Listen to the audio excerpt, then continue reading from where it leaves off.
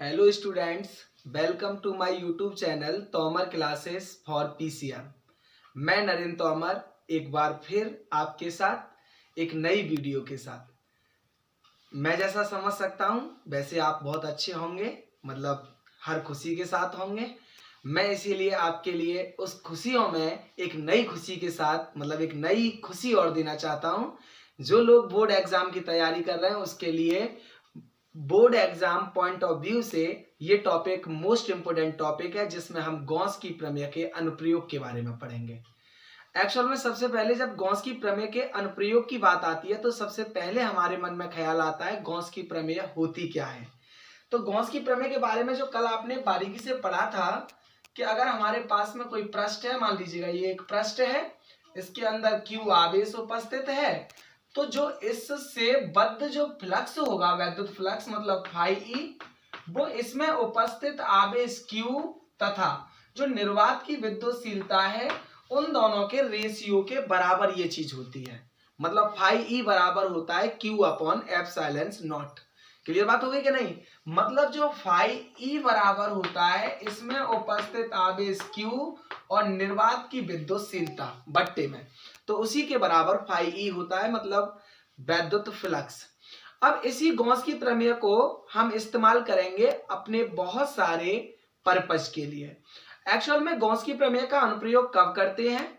जब कूलाम का नियम किसी परिस्थिति में किसी बिंदु पर या किसी पृष्ठ के कारण वैद्युत क्षेत्र की तीव्रता निकालने के लिए असमर्थ हो जाता है, मतलब वो लागू नहीं हो सकता, वहां पर हम गॉस की प्रमेय का इस्तेमाल करते हैं।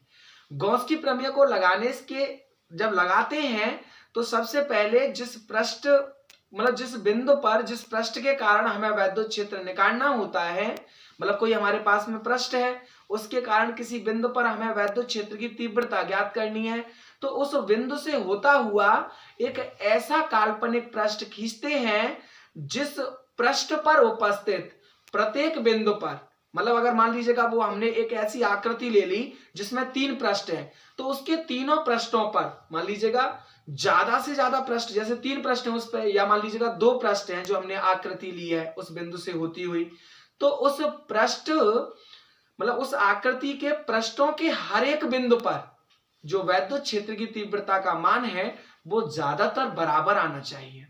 ऐसा पृष्ठ हम अपने अनुसार चुनते हैं और उस पृष्ठ को ही हम कहते हैं गॉसियन पृष्ठ।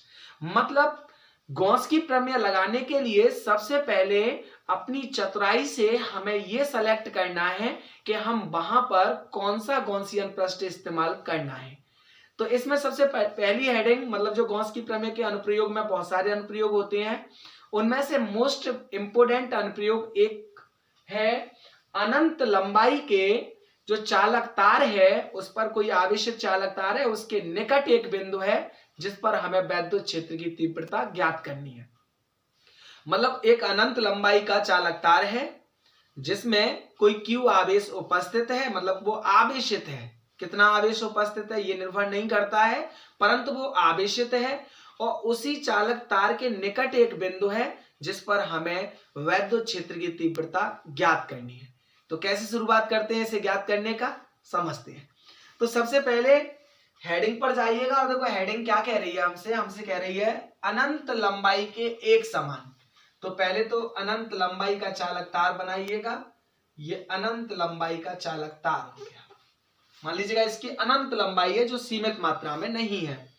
अब इसमें आवेशित, मतलब इसमें आवेश उपस्थित है, तो हमने मान लिया कि वो आवेश उपस्थित है इसमें, और इसमें जो आवेश उपस्थित है वो Q आवेश है।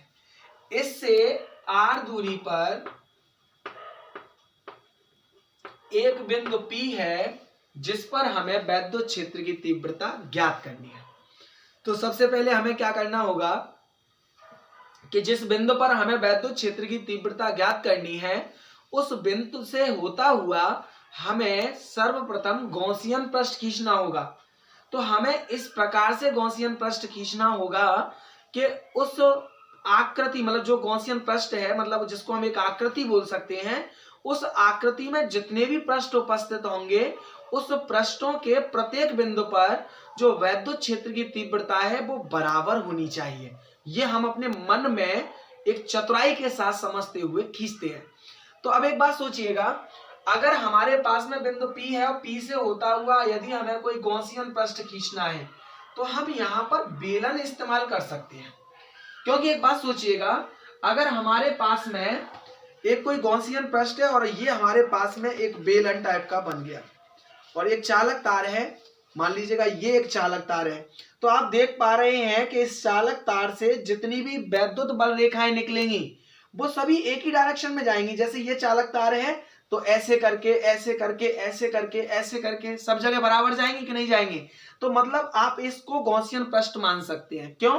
क्योंकि अगर चालक तार से प्रत्येक बिंदु की दूरी बराबर है तो वैद्युत क्षेत्र की तीव्रता भी तो बराबर होगी। तो इसीलिए अगर ये चालक तार है तो हमने गॉसियन पृष्ठ खींचा है बेलन के आकार का।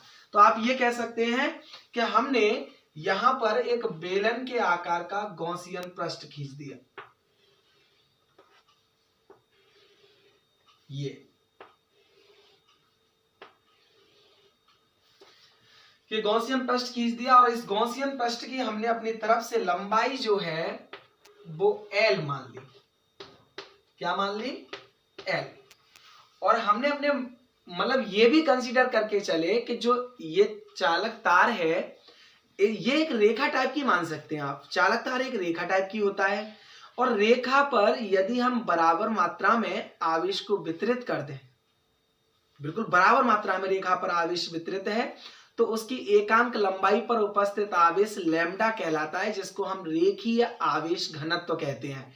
तो आप मान सकते हैं कि इस चालक तार का जो रेखीय आवेश घनत्व है वो लैम्डा है, मतलब लैम्डा कूलाम अपॉन मीटर है।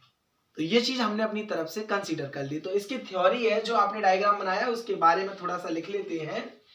माना कि कोई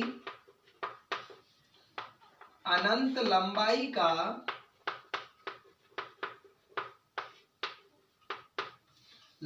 का एक आवेशित चालक तार है जिस पर समान मात्रा में आवेशित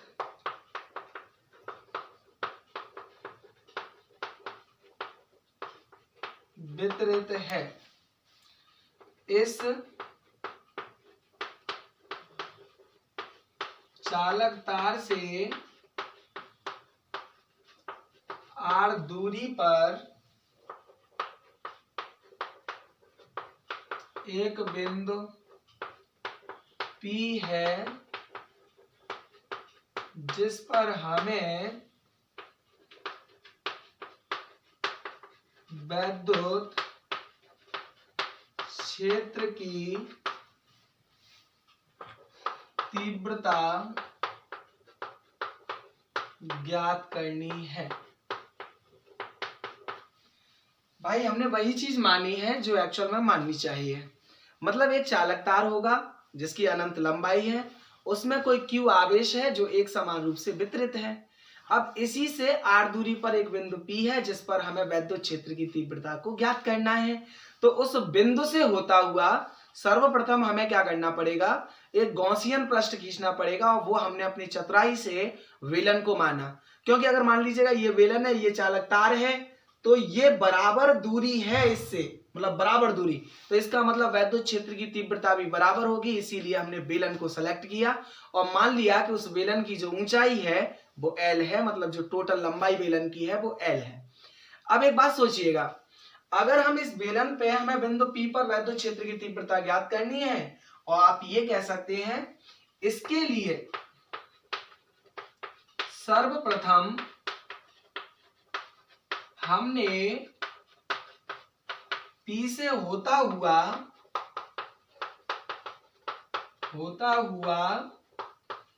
L लंबाई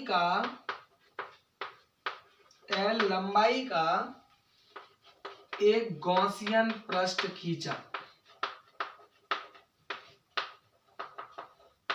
पृष्ठ खींचा जो बेलनाकार है।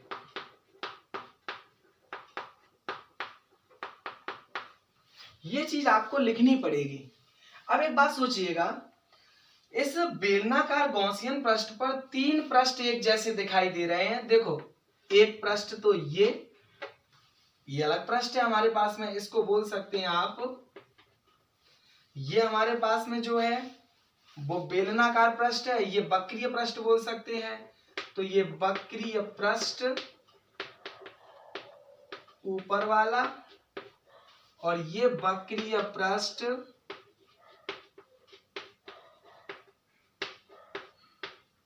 नीचे वाला, और ये वाला जो है वो बेलनाकार पृष्ठ।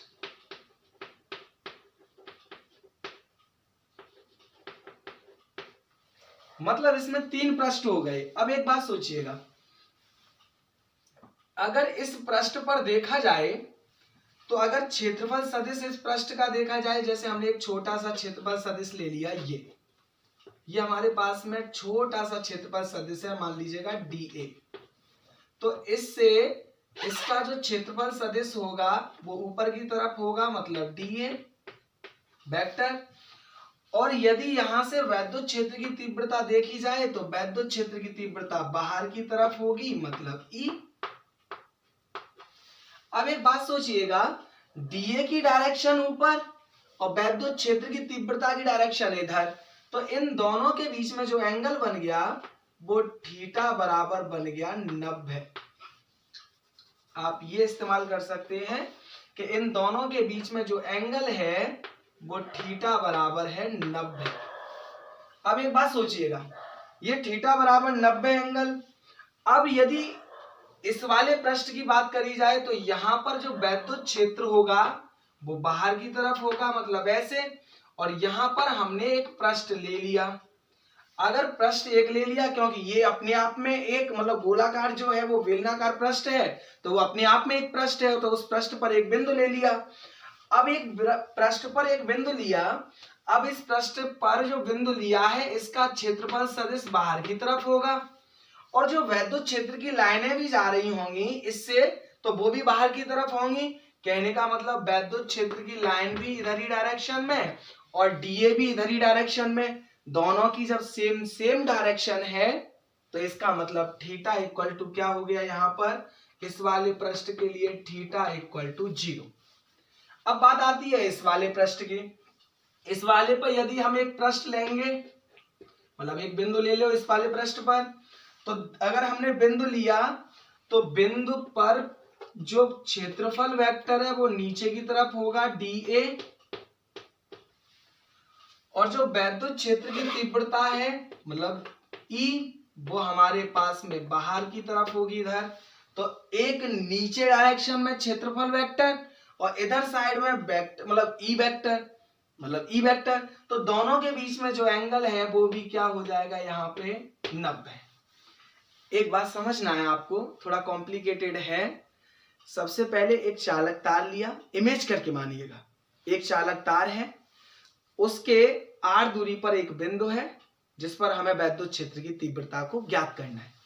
तो इस बिंदु से होता हुआ हमें एक ऐसी आकृति खींचनी है कि कैसे भी करके उसके प्रत्येक पृष्ठ के प्रत्येक बिंदु पर जो वैद्युत क्षेत्र की तीव्रता है वो बराबर होनी चाहिए। तो हमने क्या हुआ, अगर चालक तार हमारा यहां पर है तो हमने ऐसे करके एक बेलन मान लिया, क्योंकि इस चालक तार से सब बिंदुओं की दूरी बराबर हो जाएगी। जब इस चालक तार से सब बिंदुओं की दूरी बराबर हो जाएगी तो इसका मतलब हर बिंदु पर जो वैद्युत क्षेत्र की तीव्रता का मान होगा वो बराबर होगा। ये तो क्लियर हो गया। अब देखो, बेलन वाले अगर हमने एक बेलन माना है तो इसका एक पृष्ठ तो ऊपर वाला हो गया, एक पृष्ठ नीचे वाला हो गया, और एक जो गोलाकार ऐसे करके मतलब जो बेलनाकार है वो हो गया। कहने का मतलब पृष्ठ हो गए 3। एक पृष्ठ कौन सा, ऊपर वाला। जैसे उदाहरण के तौर पे अगर आप इसको ही कल्पना कर लीजिएगा, ये एक बेलन है तो एक पृष्ठ तो ये हो गया, और एक पृष्ठ इधर वाला हो गया, और एक पृष्ठ ये हो गया। अब एक बात सोचिएगा, इसमें एक चालक तार रखा हुआ है, उससे जो वैद्युत क्षेत्र की तीव्रताएं निकलेंगी, मतलब जो वैद्युत बल रेखाएं निकलेंगी, तो वो सब बाहर की तरफ निकलेंगी वैद्युत बल रेखाएं ऐसे करके, और यहां से अगर वैद्युत बल रेखाएं निकलेंगी तो वो भी ऐसे ही निकलेंगी। अब जब वैद्युत बल रेखाएं ऐसे निकल रही हैं और क्षेत्रफल वेक्टर अगर इस पे देखा जाए तो हम कहते हैं, अगर इस पर हम कोई बिंदु को मान लें, मतलब कोई पृष्ठ को, मतलब अगर कोई क्षेत्रफल मान लिया, तो उस क्षेत्रफल का क्षेत्रफल वेक्टर बाहर की तरफ होगा, वैद्युत बल रेखाएं इधर डायरेक्शन में, और इससे वैद्युत मतलब जो क्षेत्रफल सदिश है वो ऊपर की तरफ, तो इन दोनों के बीच में जो एंगल बन गया वो 90। ठीक प्रोसेस यहां चलेगी। वैद्युत बल रेखाएं इधर डायरेक्शन में और क्षेत्रफल सदिश इधर डायरेक्शन में, तो दोनों के बीच में जो एंगल वो भी 90। परंतु यहां पर देखें अगर हम, तो अगर यहां पर क्षेत्रफल वेक्टर मानेंगे तो वो भी बाहर की तरफ, और अगर हमारे पास में वैद्युत क्षेत्र की बल रेखाएं देखेंगे तो वो भी बाहर की तरफ। इसका मतलब दोनों के बीच में जो एंगल होगा वो 0 हो जाएगा। तो आप ये कह सकते हैं कि अगर हमारे पास में इसमें 3 पृष्ठ मान लिए, मतलब 3 हमने बिंदु मान लिए, पहले पृष्ठ पर पहला बिंदु माना जिसका क्षेत्रफल हमने डीए मान लिया, तो डीए की बाहर की डायरेक्शन और क्षेत्रफल मतलब जो हमारे पास में वैद्युत बल रेखाएं हैं वो इधर साइड में, तो दोनों के बीच में जो एंगल आ गया वो 90। ऐसे ही वैद्युत बल रेखाएं ऐसे करके जा रही हैं, मान लीजिएगा बाहर की तरफ, मतलब वैद्युत क्षेत्र, तो अब वैद्युत क्षेत्र बाहर की तरफ, मतलब वैद्युत बल रेखाएं बाहर की तरफ, और क्षेत्रफल सदिश हमारे पास में बिल्कुल बाहर की तरफ, दोनों एक ही डायरेक्शन में, तो कहने का मतलब थीटा इक्वल टू 0। अब यहां पर देखें तो क्षेत्रफल वेक्टर नीचे की तरफ, वैद्युत बल रेखाएं ऐसे, तो थीटा इक्वल टू 90। तो कहने का मतलब हमें 3 बिंदु मिल गए। अब अगर हम तीनों बिंदु के लिए फ्लक्स निकाल लें, वैद्युत फ्लक्स, तो जाहिर सी बात है तीनों को जोड़ देंगे तो टोटल निकल आएगा वैद्युत फ्लक्स। फिर आगे करते हैं, तो मैं जब तक कि इसको आगे बढ़ाना चाह रहे हैं तो देखो बढ़ाइएगा। तो कुल फ्लक्स क्या होगा, कुल फ्लक्स आप ऐसे कर सकते हैं, यहां तक तो वैसे उतार सकते हैं, आप फिर आगे बढ़ते हैं। कुल फ्लक्स की बात करें तो फाई ई होगा कुल फ्लक्स। देखो ये छोटा सा फ्लक्स यहाँ का होगा, छोटा सा यहाँ का होगा, छोटा सा यहाँ का होगा, तो आप ये कह सकते हैं एक होगा यहाँ का, तो वो भी डी फाई ई, वो कौन से वाले का है, वक्रीय ऊपर पृष्ठ, वक्रीय ऊपर पृष्ठ, प्लस एक डी फाई नीचे वाले पृष्ठ का होगा, तो वक्रीय नीचा पृष्ठ, और एक डी फाई ई बेलनाकार पृष्ठ का होगा, तो बेलनाकार पृष्ठ। कहने का मतलब अगर हम तीनों को जोड़ देंगे तो हमारे पास में कुल फ्लक्स निकल आएगा। तो अगर हमने फाई ई निकाली, कुल फ्लक्स फाई ई, तो देखो वक्रीय ऊपर पृष्ठ के लिए जो थीटा है वो थीटा इक्वल टू 90 है, वक्रीय नीचे पृष्ठ के लिए जो थीटा है वो भी 90 है, बेलनाकार पृष्ठ के लिए जो थीटा है वो 0 है। तो आप ये कह सकते हैं कि अगर हम वक्रीय ऊपरी पृष्ठ के लिए देखेंगे तो जो ई और डी के बीच में जो एंगल है वो 90 है, वक्रीय नीचे वाले पृष्ठ के लिए देखेंगे तो ई और डी के बीच में जो एंगल है वो भी 90 है, लेकिन बेलनाकार पृष्ठ के लिए देखेंगे तो वो जो थीटा है वो हमारे पास में 0 है। तो एक बार आप यहां तक का स्क्रीनशॉट ले लीजिएगा, फिर नेक्स्ट हम आगे चलते हैं।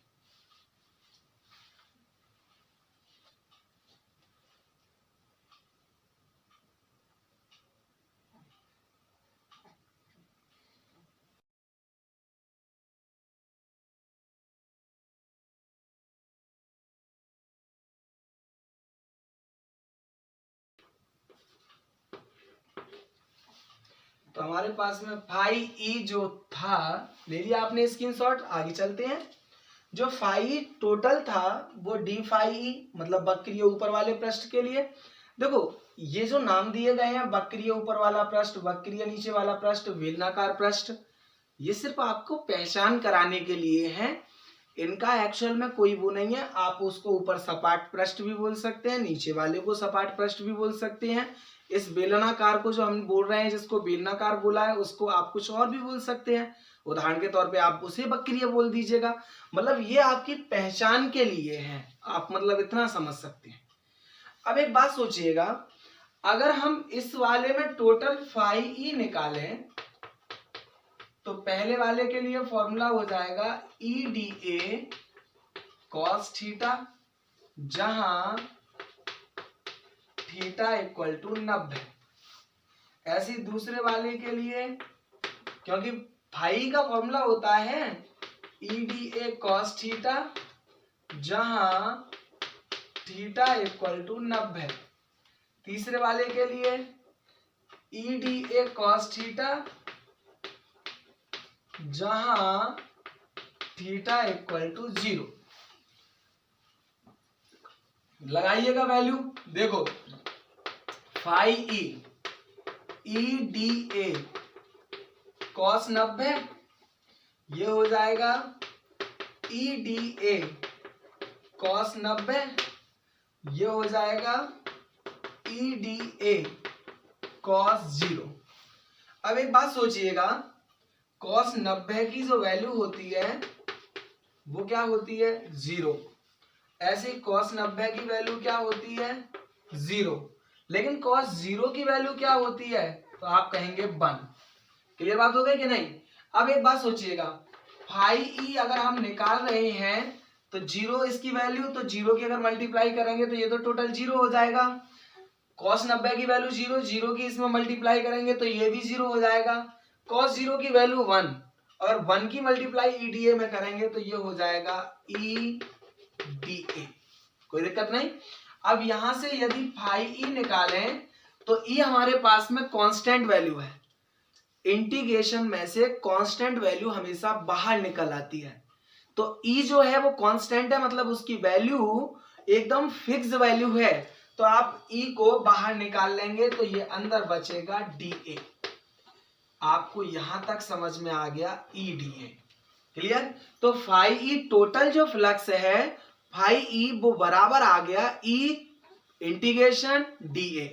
अब इसका मतलब क्या है डी ए का, जो ये इंटीग्रेशन डी ए है, इसका मतलब है कि जिस पृष्ठ पर तुम बात कर रहे हो, जो मतलब आपने गॉसियन पृष्ठ खींचा था उस बिंदु से होता हुआ, उस गॉसियन पृष्ठ का क्षेत्रफल कितना होगा, वो टोटल क्षेत्रफल इसका मतलब होता है। अब एक बात बताइएगा, हमारे पास में जो गॉसियन पृष्ठ हमने खींचा था वो गॉसियन पृष्ठ बेलनाकार आकृति का था, और बेलन का जो पृष्ठीय क्षेत्रफल होता है वो होता है 2 पाई आर एच, परंतु ऊंचाई वहां पर एच नहीं थी, ऊंचाई हमने एल मानी थी, तो आप ये कह सकते हैं 2 पाई आर एल। क्लियर बात हो गई कि नहीं।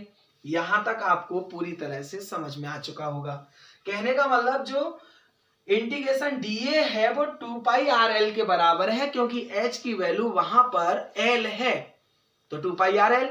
अब यहां पर यदि हम इस वैल्यू को लगाएंगे तो फाई ई बराबर हो जाएगा ई इंटू 2 पाई आर एल। इसे नंबर डाल दीजिएगा 1। ये हमारे पास में समीकरण नंबर हो गया 1। अब एक बात बताइएगा, जब समीकरण नंबर 1 आ गया तो हम गॉस की प्रमेय से क्या जानते हैं, गॉस की प्रमेय बराबर होती है, गॉस की प्रमेय तो फाई ई बराबर होती है क्यू अपॉन एप्सिलॉन नॉट। ये समीकरण नंबर डल गया दूसरा। गॉस की प्रमेय phi equal to Q upon epsilon naught, और ऊपर आ गया phi E equal to E into 2 pi R L. तो फाई ई और फाई ई दोनों की वैल्यू को बराबर रख सकते हैं, तो रख दीजिएगा। मैं उसका एक बार इसको रफ कर देता हूं। तो देखिएगा फाई को बराबर रखा, तो आप कह सकते हैं समीकरण 1 व 2 से, तो क्या हो जाएगा फाई ई यहां पर है ई इंटू 2 पाई आर एल बराबर, और यहां पर फाई ई बराबर है क्यू अपॉन एप्सिलॉन नॉट। अब एक बात सोचिएगा, हमें तो निकालना है ई, तो ई इधर रखिएगा, 2 पाई आर एल मल्टीप्लाई में बराबर से उधर जाएंगे तो डिवाइड में, तो Q upon epsilon not into 1 upon 2 pi R L. अब एक बात सोचो, हम इस 2 पाई को और इस एप्सिलॉन नॉट को एक पास रख दें तो ये हो जाएगा E बराबर 1 अपॉन 2 पाई एप्सिलॉन नॉट, ठीक है। और ये Q बचा और Q अपॉन L को रख दें एक पास, बचा R तो 1 अपॉन R को रख दें अलग।